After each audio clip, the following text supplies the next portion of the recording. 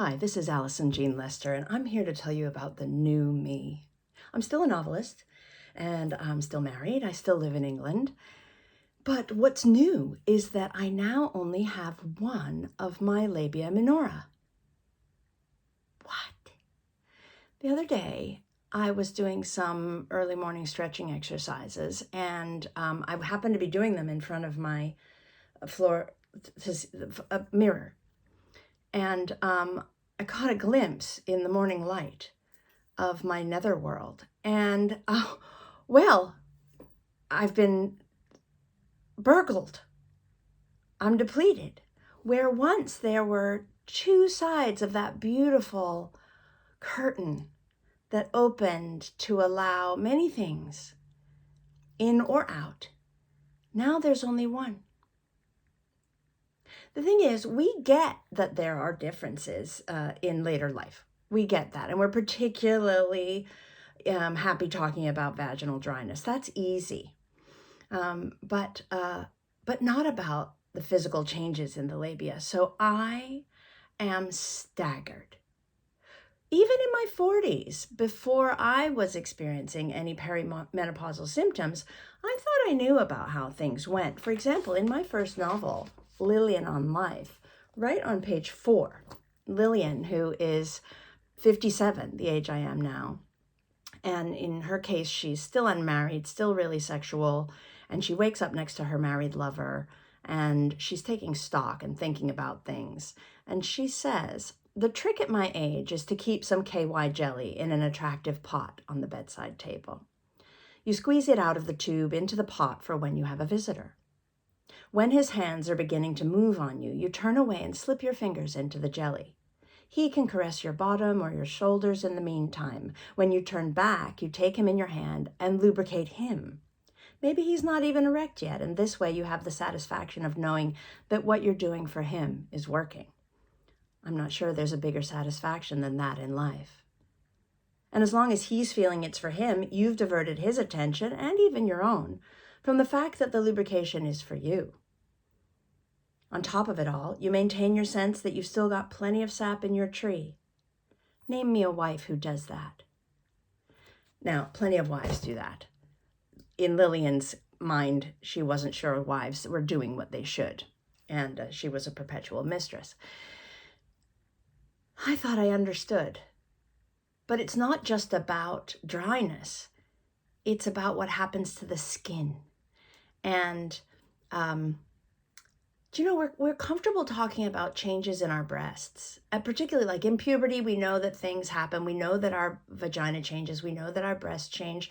We are comfortable talking about how oddly these things, or maybe some of us aren't comfortable at all, but I remember my mother talking about a friend in school named Kitty, who had one breast that developed before the other one, and she was known as One Tit Kit. Must have been awful for her, but it's something that's talked about.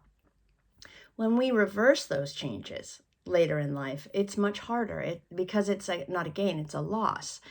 And we don't look the same again. Again, we don't look the same. So I'm thinking about how my mother, my aunt, the older women who raised me and educated me didn't mention this. And if you look on YouTube for symptoms of menopause and conditions and that kind of thing, you'll hear about vaginal dryness, you'll hear about vaginal atrophy, and but unless you actually look up vaginal atrophy, you will not hear about changes in the labia. So I think that's really, really important for you to avoid being as staggered as I am right now by my lopsidedness. And I knew there was something going on because I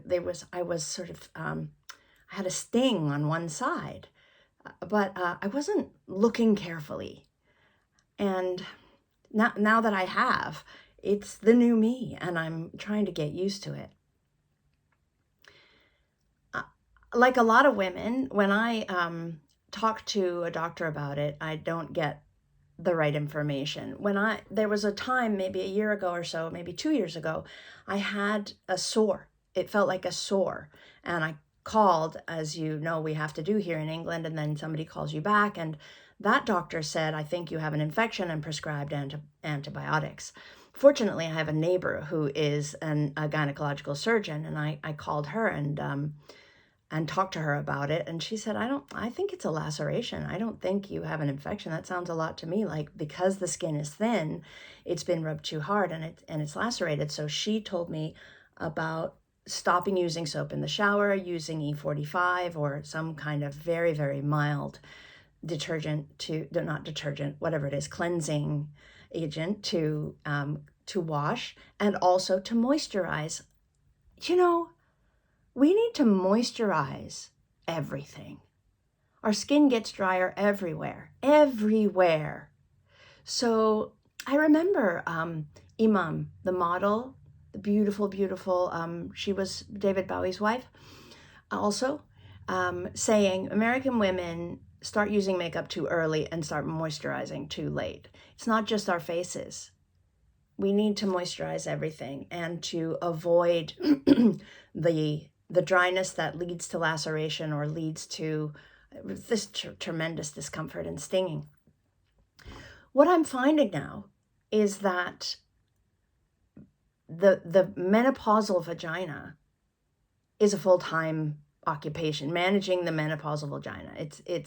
I'm now twice a week on Ovestin, which is a cream, an internal cream, although the dosage is much lower than it used to be in prescriptions for women, and it may not be the case that it should be.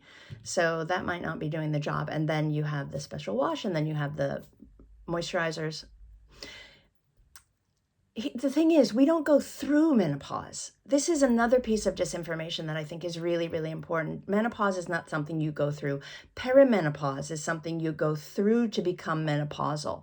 Menopause means the end of menses, the end of our menstrual cycle. It is a permanent condition. I don't have hot flushes very often anymore. I haven't had my period for 8 years. I am through the tumult, but I am menopausal, and I will always be menopausal.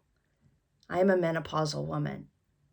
So that means that I will no longer produce estrogen, etc.